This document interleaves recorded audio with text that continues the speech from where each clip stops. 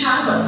সকল দর্শনার্থীদের জানাই শারদীয়ার প্রীতি, শুভেচ্ছা ও অভিনন্দন। দমদম অমরপল্লী শারদীয়া পূজা কমিটির এবারের নিবেদন বিড়লা তারামণ্ডল। আমরা দাঁড়িয়ে আছি কলকাতার প্রাচীন ও ঐতিহ্যমণ্ডিত বিড়লা তারামণ্ডলের কৃত্রিম অরুণ আলোয় উদ্ভাসিত আকাশের নিচে, যা আমাদের ভাবিয়েছে, শিখিয়েছে, দেখিয়েছে বিজ্ঞানের দৃষ্টিতে ওই সুদূর মহাকাশের এক রহস্যময় জগৎ। 1963 সালের 2রা জুলাই তৎকালীন প্রধানমন্ত্রী শ্রী জওহরলাল নেহেরু বিড়লা তারামণ্ডলের উদ্বোধন করেন। তারপর এক দীর্ঘ সময়কাল ধরে কলকাতা শহরের এই তারামণ্ডলটি হয়ে উঠেছে মহাকাশকে ছুঁয়ে দেখার এক বিস্ময়কর ঠিকানা। পিতৃপক্ষ অবসানের পর দেবী পক্ষের আকাশে চাঁদ, পশ্চিম আকাশে সন্ধে তারা যেন এই শহরকে করে তুলেছে আলো আলোর। মানুষের সৃষ্টিশীল মন ওই ইতস্তত ছড়িয়ে থাকা নক্ষত্রমণ্ডলীর ভেতর খুঁজে পেয়েছে নানান আকার। ওই আকারের ভেতর ছড়িয়ে থাকা নক্ষত্রপুঞ্জকে কনস্টেলেশন বলা হয়। আজ শারদ সন্ধ্যায় দক্ষিণ আকাশে দেখা যাচ্ছে স্করপিও বা বৃশ্চিক রাশি, তার ঠিক পাশেই স্যাজিটেরিয়াস বা ধনু রাশি। উত্তর আকাশের দিগন্তে দেখা যাচ্ছে সপ্তর্ষি মণ্ডল, আর উত্তর দিগন্তের ঠিক 22.3 ডিগ্রির উপরে নিজ স্থানে অবিচল ধ্রুবতারা। ওই নক্ষত্ররা আসলে কি? বাস্তবে তারা প্রত্যেকে এক একটি ধারণার অতি বিশাল অগ্নিকুণ্ড, যেখানে নিরন্তর পারমাণবিক শক্তি নির্গত হয়ে চলেছে। বহু বহু দূর আলোকবর্ষে অবস্থান করছে বলেই এদের আলোর বিন্দু বলে মনে হয়। আমাদের নিকটতম তারা সূর্য।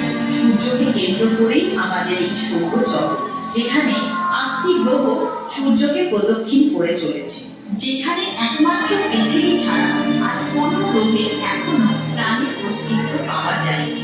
2023 সালে একমাত্র দেশ হিসেবে ভারতের চন্দ্রযান-3 চাঁদের দক্ষিণ মেরুতে সফল অবতরণ।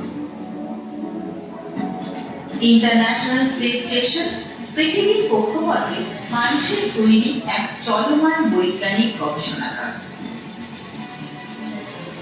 এটি প্রায় 400 কিলোমিটার উচ্চতার, প্রতি 90 মিনিটে একবার করে পৃথিবীকে প্রদক্ষিণ করছে।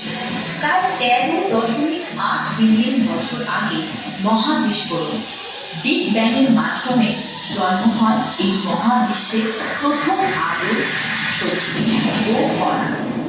তার প্রায় 7.5 বিলিয়ন বছর পরে গ্যাস ও ধূলির মেঘ থেকে সৃষ্টি হয় তারাগুচ্ছ, ছায়াপথ, সৌরজগৎ ও আমাদের নীল গ্রহ পৃথিবী। এই পৃথিবীতেই লক্ষ লক্ষ বছর আগে ঘটেছিল প্রাণের উন্মেষ, আর বহু বিবর্তনের অন্তরে পৃথিবীর বুকে আবির্ভূত হয়েছিল অতি বুদ্ধিমান প্রাণী মানুষ। সে তার জ্ঞান, বুদ্ধি ও অনুভূতির আলোয় ধীরে ধীরে অনুধাবন করতে থাকে বিস্ময়কর বিশ্ব ব্রহ্মাণ্ডকে। বুঝতে শেখে এই জগতে সবই এক মহাশক্তির রূপান্তর মাত্র। আজ আমরা সেই শক্তিকে অনুভব করি মা দুর্গার রূপে।